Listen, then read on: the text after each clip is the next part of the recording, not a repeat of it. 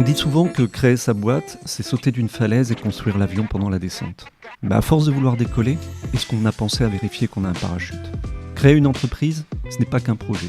C'est poser des bases et la fondation et le statut juridique qui influencent tout.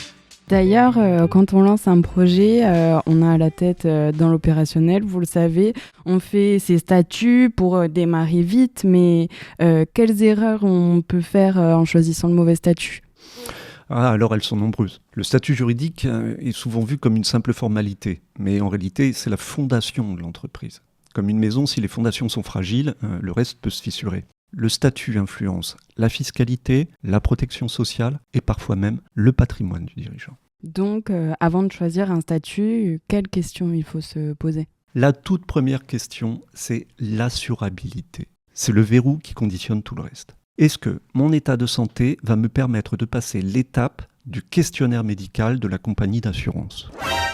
Une fois ce point validé, la première question classique, ce sera celle de l'activité. Artisanat, commerce, service ou activité réglementée, ça va tout changer. Et puis ensuite, quel est mon projet ? Est-ce que je vais embaucher ? Me développer dans combien de temps ? Est-ce que je vais devoir investir ? On ne choisit pas un statut sans projet et c'est celui-ci qui va déterminer un autre point essentiel, celui de votre convention collective. Elle dépend de votre activité et peut influencer votre stratégie, surtout si vous embauchez.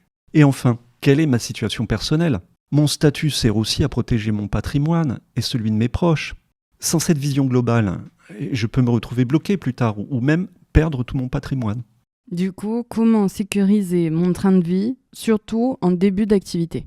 Alors c'est là qu'intervient une notion clé, le caractère forfaitaire de certaines prestations. Quand on lance sa boîte, on a souvent un prévisionnel et aucun revenu historique à justifier. Alors choisir des garanties forfaitaires permet de sécuriser un niveau de revenu défini dès le départ, sans attendre d'avoir 3 ans de bilan derrière soi. Beaucoup choisissent l'auto-entreprise pour sa simplicité.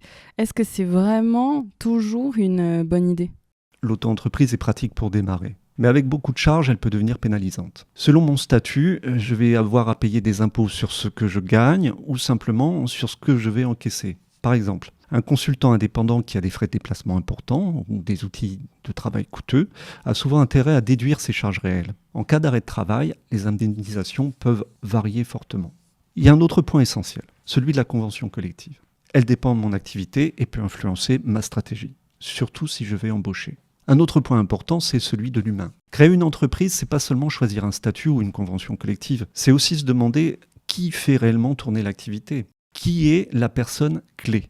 Par exemple, dans un restaurant, est-ce que c'est le gérant ou le cuisinier ? Si cette personne disparaît du jour au lendemain, que devient mon chiffre d'affaires ? Qui paye les salaires ? Alors, c'est la même logique pour les associés. Vous vous êtes associé par confiance, mais est-ce que vous avez prévu ce qui peut se passer en cas de décès ? Et si les héritiers de votre associé, qui ne connaissent peut-être rien à votre métier, entrez dans votre bureau et prenez les décisions stratégiques à votre place ?